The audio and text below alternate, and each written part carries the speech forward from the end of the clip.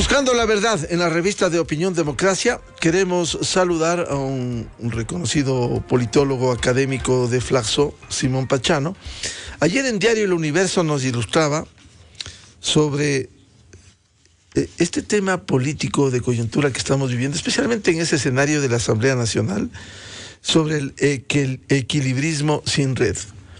¿Cómo afrontar, dar salidas, dar luces a este momento político con esta asamblea que bloquea, que no permite que haya una gobernabilidad?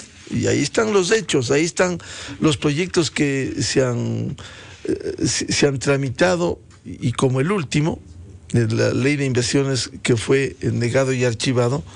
¿Cómo darle gobernabilidad? Y los mecanismos están en la Constitución, están en el Código de la Democracia. Por un lado, muerte cruzada, que el gobierno ha dicho que no quiere usar, consulta popular, ¿sobre qué temas? ¿Cómo cambiar este esquema político? A Simón Pachano le saludamos. Muy buen día. Buen día, Miguel. Muchas gracias. Un saludo a la audiencia. Y yo creo que la gobernabilidad es un tema que corresponde no solamente a la Asamblea. Evidentemente, digamos, el personaje colectivo más visible es, por supuesto, la Asamblea, con sus bloqueos, con su polarización, con su fragmentación, pero también tenemos que ver qué es lo que sucede con el gobierno. El gobierno ha tenido en sus manos en diversos momentos la posibilidad de darle gobernabilidad al país, de enmendar el rumbo que está llevando, pero no lo ha hecho, no ha tomado las decisiones y ha preferido, como vemos justamente por lo que ha sucedido este fin de semana, hipotecarse a las fuerzas más radicales y obstruccionistas de la Asamblea. Me refiero concretamente al correísmo, por supuesto, y aparte de Pachacuti. Creo que entonces tenemos que ver el panorama completo, que la Asamblea por su lado y el gobierno por el otro, con este tipo de acciones, le hunden al país en una situación de ingobernabilidad y de imposibilidad de salir de la crisis que viene arrastrando, por lo menos desde el año 2014, y que se agravó con la pandemia. Entonces creo que es muy grave lo que estamos viviendo. Simón, siendo grave, ¿cuáles salidas constitucionales legales se pudiera acceder para destrabar esta situación que estamos viviendo? La Constitución ecuatoriana tiene una norma que es bastante postiza, digamos así, en un sistema presidencial como el ecuatoriano, que es esta que hemos dado en llamar la muerte cruzada. ¿Qué es lo que permite eso? Básicamente permite dos cosas. Una, que el presidente en funciones pueda gobernar por decretos con fuerza de ley durante un tiempo indeterminado, de unos meses, que podrán llegar a ser 4, 5, 6, no está establecido. Y sobre todo, en segundo lugar, permite una nueva elección que redefina el panorama político del país. Es muy probable que en una elección que se produzca en esas condiciones o a partir de la aplicación de esta disolución de la Asamblea, las fuerzas políticas se redefinan. No va a ser el mismo resultado de la última elección que conformó a estos organismos. Y es también posible, por supuesto, que se redefina la presidencia de la República. Pero, en todo caso, es una oportunidad para cambiar a los actores políticos. Y creo que hacia eso es lo que debió apuntar el gobierno, como se pensaba que sucedería hace 10 días aproximadamente, y que el gobierno no lo hizo. Y no lo hizo, ahora estamos viendo en gran medida porque tenía que pagar una deuda. Y esa deuda es la que ha pagado este fin de semana, cuando sus delegados, los delegados sobre todo del Ministerio de Gobierno, van a este acto del habeas corpus y no dicen una sola palabra y permiten que con un método express salga en libertad el ex vicepresidente reo, acusado de actos de corrupción en 3 ocasiones. Entonces, creo que está claro que el problema iba por otro lado. Simón, efectivamente en esta audiencia fueron, porque hay nombres, dice el acta, Alexis Vázquez como representante legal de Rehabilitación Social, Jorge Comasicín, delegado de la Policía Nacional, e Iván Pozo del Ministerio de Gobierno. Quiero ilustrar, a propósito de lo que señala el doctor Simón Pachano, lo que dijera anoche el presidente Guillermo Lasso. Hemos pasado un fin de semana difícil, donde han dicho algo que no es verdad. No tengo ninguna simpatía por el señor Glass. Ha cometido actos deshonestos por los cuales ha sido sentenciado, y no lo estoy difamando, lo dijo un juez y lo sentenció a 8 años de prisión. Y en lo personal ha sido una persona que me difamó durante 15 años y agredió a mi familia, a mis hijos, durante 15 años. Pero con sinceridad, yo no he venido a este puesto cargando en mi mochila odios ni resentimientos contra nadie, absolutamente contra nadie. No creo que uno tiene que usar el poder para causar daño a alguien, en lo absoluto. Y yo no pactaría jamás con la corrupción. No hemos pactado con la corrupción. A mí me asombra que la élite ecuatoriana, especialmente letrados de alto nivel, con gran experiencia, con experiencia política, profesores de universidad, me digan a mí, no, Guillermo, pero es que lo que tú argumentas, que en la democracia un valor esencial es la independencia de poderes, sí, tienes razón, pero no en este caso. Ah, en este caso no. ¿Y quién determina en qué caso sí y en qué caso no? Criticábamos a Correa cuando intervenía en la justicia. Y ahora criticamos a Lasso por no intervenir en la justicia. Quizás, Simón, no se trata de intervenir en la justicia porque esto debe ser condenado en todas las administraciones en una democracia, que haya independencia de funciones.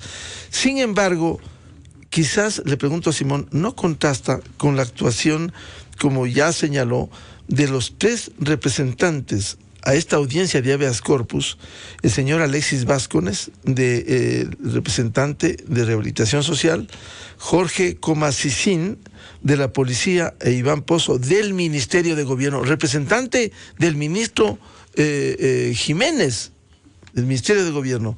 Al menos Vázquez, en su intervención, comillas, no tengo nada que objetar. No se trata de meter mano a la justicia. No, condenable de donde venga. Pero si va a una audiencia sin argumentos, que después el señor Jiménez, el consejero presidencial Diego Ordóñez, el propio presidente argumentan, si hay argumentos, ¿por qué no exhibieron esos argumentos en la diligencia del habeas corpus, Simón? Miguel, es muy interesante ver cómo construye su discurso el presidente de la República. Primero, coloca el tema en términos personales, que este señor Glass, este delincuente condenado, lo ha atacado durante 10 años, en fin, a él, a su familia, y que él no tiene que actuar con resentimientos. Y luego dice que no meterá la mano en la justicia y eso le eximen de no haber tomado decisiones. Yo creo que nadie le está pidiendo que él actúe en términos personales. Se le está pidiendo que actúe en términos de presidente de la República. Como presidente de la República, él está obligado, y lo dice la Constitución, a cumplir y hacer cumplir las leyes. Y hacer cumplir las leyes en este caso significaba muy claramente que sus delegados, porque son sus delegados los que han ido, no son del señor ministro de Gobierno, en fin, son delegados del Gobierno Nacional, que ellos se encarguen de hacer cumplir la justicia, por lo tanto, de interponer los recursos que sean necesarios. Para eso fueron. No fueron como testigos de palo, digamos, a estar sentados ahí y decir, no tengo nada que objetar. No, ellos fueron para decir, señor, aquí hay una resolución de la Corte Suprema o de la Corte Nacional de Justicia Hay 2 sentencias en firme, hay una sentencia que ha sido apelada, y eso tiene que respetarse. El habeas corpus no es para esto. Eso era todo. Eso tenían que decir. Hacer cumplir la ley, justamente lo que les exige la Constitución. No estamos pidiéndole que actúe con revanchas personales. No, no, no, no. La política no es eso. La política, cuando se ocupa un cargo como el que él tiene, es precisamente someterse a las leyes y hacer que el país se someta a las leyes. Eso no ha cumplido. Eso es lo que él debería ver y no los temas personales o esta manera de justificar que él no está para meter la mano en la justicia. Eso no es meter la mano en la justicia. Es todo lo contrario. Es vigilar por el cumplimiento de la justicia.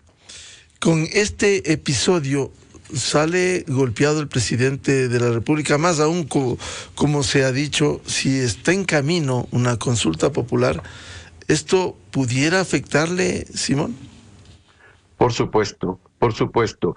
En este episodio el gran ganador es el correísmo, eso no hay duda, y el gran perdedor es el gobierno nacional, y por supuesto el país, pero en términos de actores políticos el gran perdedor es el gobierno nacional. Yo creo que pensar en una consulta popular después de esto, creo que sería un suicidio por parte del presidente. A mí me parecía que ya era improcedente la consulta popular antes de que esto sucediera. Mi artículo, justamente el del día de ayer, en el diario El Universo, escrito el viernes pasado, es decir, antes de que sucediera esto, ya señalaba los problemas que tiene una consulta en este momento y sobre todo por el tratamiento de los temas que estaban propuestos o que se suponía que se propondrían que eran de una reforma política. Con estos hechos, creo que el presidente debería pensarlo más seriamente y retirar la idea de hacer una consulta popular. Como dice en su artículo de ayer en el diario El Universo, Simón Pachano, como segundo capítulo de su decisión de durar en lugar de gobernar, el comentario de la semana pasada, el presidente ratificó la convocatoria a consulta popular. El presidente, este argumento a desarrollar, Simón, durar los 4 años antes que gobernar con todo el ejercicio y aplicación de la Constitución y las leyes. Sí, yo creo que él apostó por eso. Creo que cuando hizo el acuerdo para que el bloque de UNES o Alianza País, o como se llame el correísmo, mire para otro lado y deje pasar la ley tributaria automáticamente, digamos, y que se apruebe por lo que se conoce como el Ministerio de la Ley, creo que ahí él asumió una deuda con ese grupo. Una deuda que después se vio que le iban a obligar a pagar cuando le niegan la segunda parte de la ley o la segunda ley que él envió, ¿no?, que fue la ley productiva. Y luego se ve que empieza a cumplir el acuerdo cuando la mayor parte de su bloque legislativo, de la bancada del BAN, vota por las amnistías.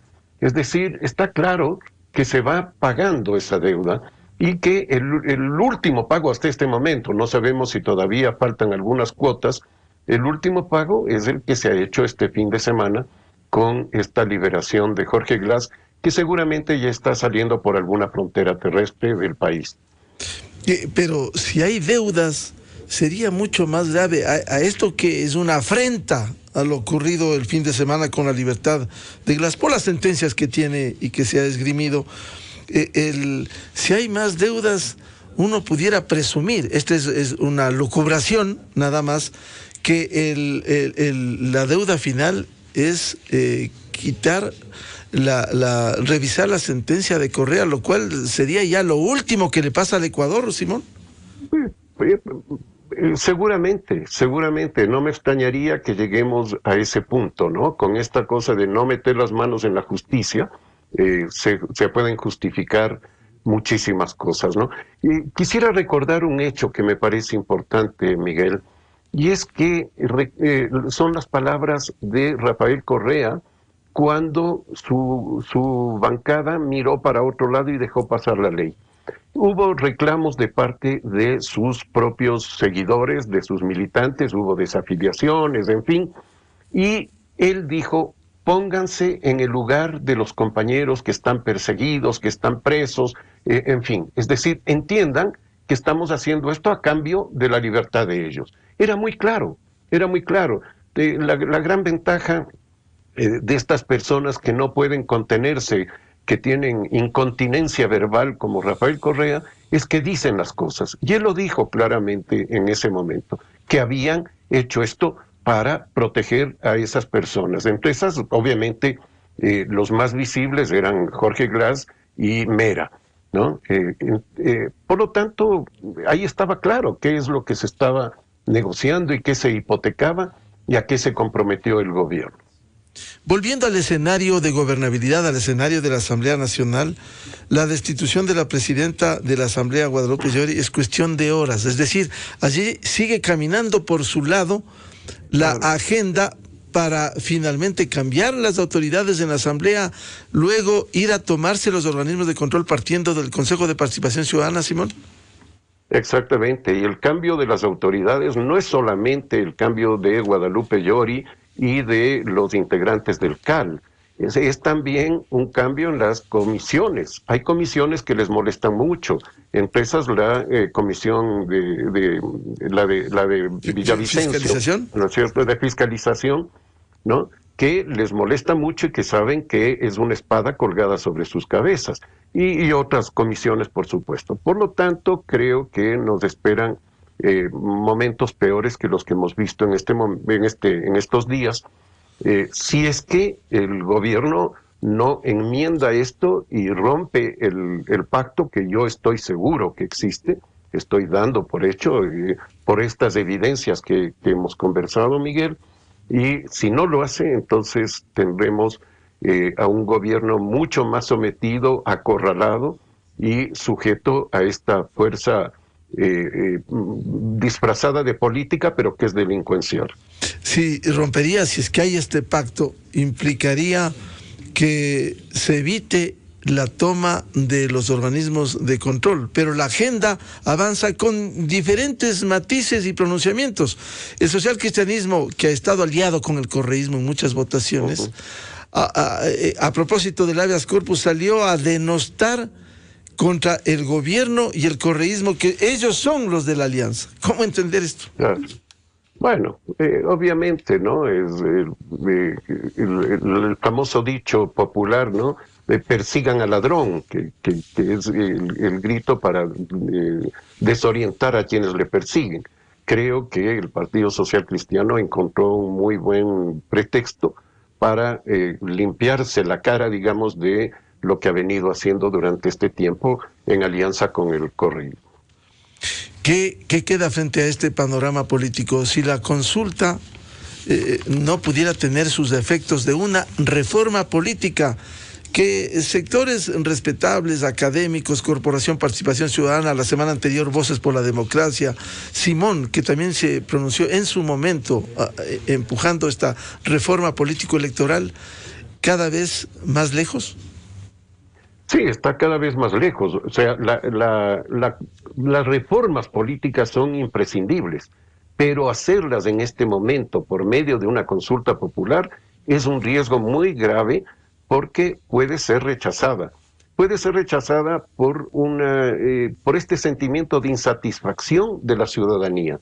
La ciudadanía está cansada de este tipo de política. Eso se ve, por ejemplo, en las encuestas, tanto en las nacionales como las internacionales que se aplican en toda América Latina, y se ve una ciudadanía que está nuevamente en digamos, acogiéndose a ese eslogan de que se vayan todos.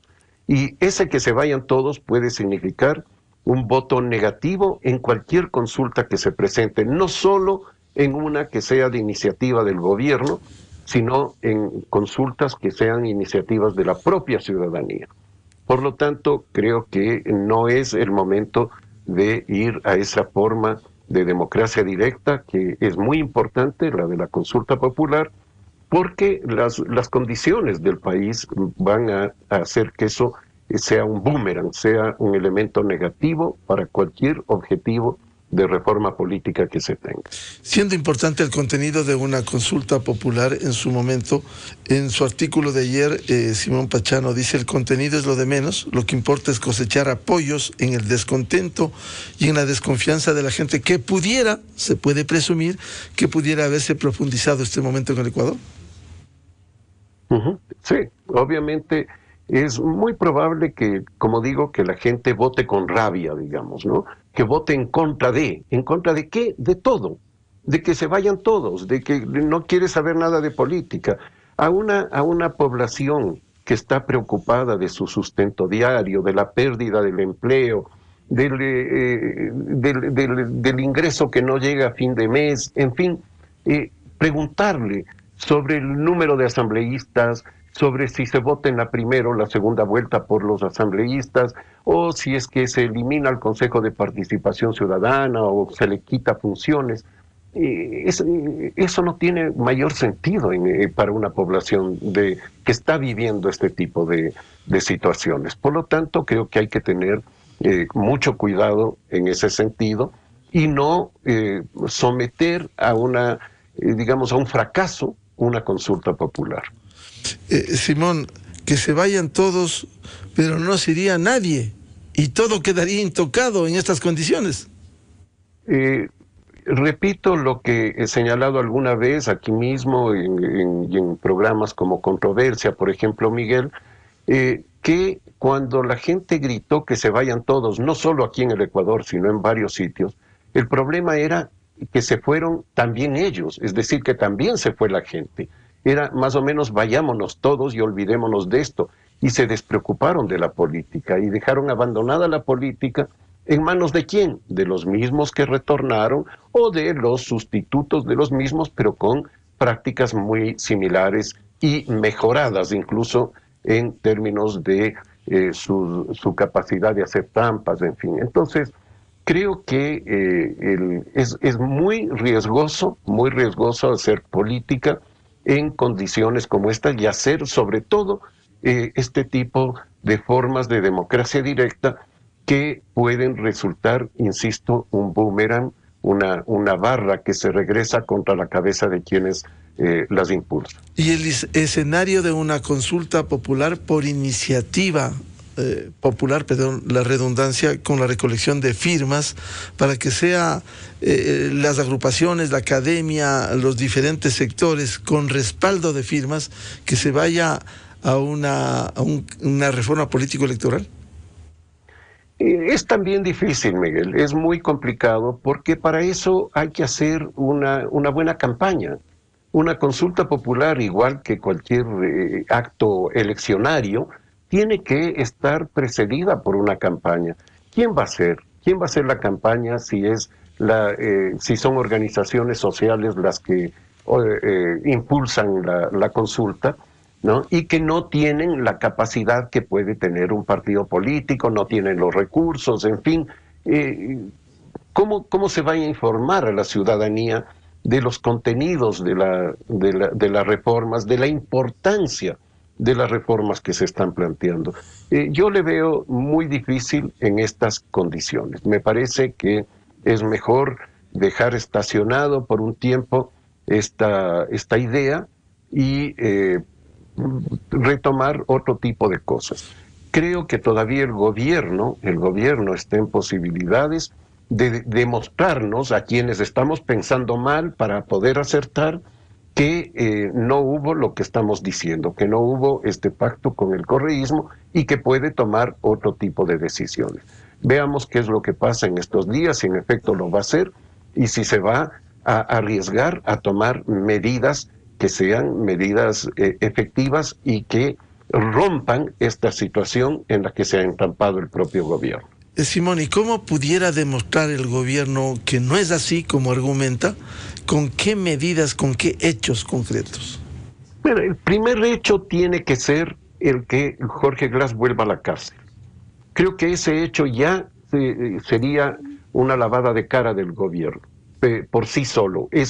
Se puede decir es pequeño, pero significa una expresión de voluntad, si es que lo hace. acudiendo a la justicia, no metiendo las manos en la justicia, acudiendo a la justicia, haciendo lo que no hicieron sus delegados en la instancia del habeas, en la audiencia del habeas corpus, ¿no? Haciendo eso, es decir, diciendo, primero, aquí el habeas corpus no procedía, en primer lugar, acudir a un juez superior y decir, aquí no cabía el habeas corpus, y por lo tanto vamos a ir hacia atrás. Y vamos además a que este señor termine de cumplir sus penas porque no hay justificación para que él haya salido. Él dice que veía visiones, en fin, eso no es nada nuevo en este señor. Él veía una refinería donde había un campo aplanado, bueno, y entonces ya sabemos que él viene viendo visiones, ¿no? Desde mucho antes, y no producto de la cárcel. Exactamente, exactamente. Con ese análisis, el panorama es extremadamente complejo en estas condiciones. Una asamblea que continúa la mayoría legislativa con su agenda, la toma de los organismos de control, esta actuación del gobierno y sus delegados. Es decir, el panorama se está pintando muy complejo, Simón. Sí, muy complejo. Complejo e impredecible. Impredecible. Volviendo al tema de la metida de mano en la justicia, el gobierno no puede escudarse en ese eslogan, digamos, para dejar que otros sí metan la mano en la justicia. Porque lo que ha hecho el correísmo en este caso es volver a meter la mano en la justicia. Y por lo tanto, insisto, el gobierno no puede permitir eso. Está ahí para no permitir ese tipo de cosas. Bien. A Simón Pachano, politólogo y académico de Flaxo, muchas gracias por ilustrarnos, por este análisis que de alguna manera prende las luces en un cuarto oscuro que está viviendo la democracia ecuatoriana. Muchas gracias, Simón, muy amable. Gracias, Miguel. Un buen día, hasta luego. Muy amable. Buscando la verdad en la revista de Opinión Democracia, 7:07 en el territorio continental ecuatoriano. Vamos a una pausa publicitaria y ya volvemos para analizar la situación económica, el superávit fiscal que deja este primer trimestre del 2022. Tres invitados: José Hidalgo de Cordes, Napoleón Santamaría, experto tributario, y Santiago García, académico y presidente del Colegio de Economistas de Pichincha. Miguel Rivadeneira en la revista de Opinión Democracia. Inicio de espacio promocional y publicitario. Una banca es sostenible cuando sus acciones generan un impacto positivo en el medio ambiente, cuando permite a cada persona alcanzar sus metas, cuando está comprometida con la educación para mejorar la sociedad, cuando impulsa proyectos que cuidan el planeta. En Banco Pichincha trabajamos para ser cada vez más sostenibles, porque más que un compromiso, tenemos una gran responsabilidad. Banco Pichincha, en confianza.